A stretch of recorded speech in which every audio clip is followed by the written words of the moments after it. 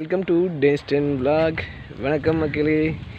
இன்றைக்கு வந்து மேரி பஸ்டியான் அடிகளாருடைய நினைவு நாள். மேரி பஸ்டியான் அடிகளார்னா இந்த காணி, அதாவது இந்த இந்த 2 லைன், அதாவது இந்த 2 லைனும் இந்த தெருவே அவருடைய சொந்த காசில் எடுத்து கொடுத்தது, வந்து இடம்பெயர்ந்து வர மக்களுக்காக கொடுத்தது. அதனாலே இந்த அவர் காலடிப்பட்டு அவர் செருப்பு கொடியை போடாமல் இந்த காணிகளை வெளியாக்கி அவருடைய சொந்த செலவிலேயே அவர் வந்த அங்கேருந்து வர ஆட்களுக்கு இருப்பிடம் கொடுத்தது மேரி பஸ்டியான் அடிகளார். அவருடைய இன்றைக்கு நினைவு நாள்.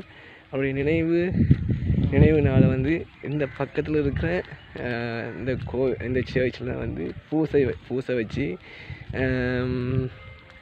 அதாவது அவங்க யாரால் என்னென்ன இயலுமோ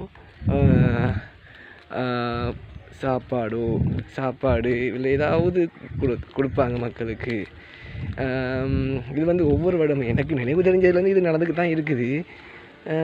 இந்த வருடமும் இது நடக்க தான் போகுது.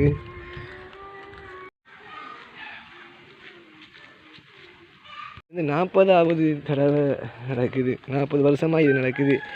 எனக்கே இப்போ தான் 28 வயசு. அந்த 28 வருஷத்துல நடக்க தான் செய்யுது. ஒவ்வொரு முறையும் இது நடக்க தான் செய்யுது. இதை வந்து எல்லா இடங்களிலேருந்தும் வருவாங்க, எல்லா ஊர்கள்லேருந்தும் வருவாங்க. சில பேர் வந்து இங்கேருந்து போய் கொழும்புலலாம் போயிருக்கிறாங்க. ஸோ அவங்களும் அங்கேருந்து வருவாங்க. ஒவ்வொரு ஏரியாக்கள்லேருந்தும் இன்றைக்கு வந்து இங்கே வருவாங்க பூசைக்கு. இந்த ஊருக்கு வருவாங்க, அதாவது இந்த கிளிக்கு வருவாங்க, திருப்பலி பார்க்குறதுக்காக. ஏன்னா மேரி பஸ்டியான் அடிகளாருடைய அவர் செஞ்ச உதவி, அவர் செஞ்ச தியாகம், அது வந்து சொல்கிறதுக்கு வார்த்தைகளே இல்லை. ஏன்னா யாருமே இதை செய்ய மாட்டாங்க. அவருடைய சொந்த காசை கொடுத்து இங்கே அகதியாக வாராக்க, இடம்பெயர்ந்து வாராக்க அவங்களுக்காக இந்த 10 ஏக்கர், அதாவது 10 ஏக்கர் இதுக்குள்ளே இருக்குது.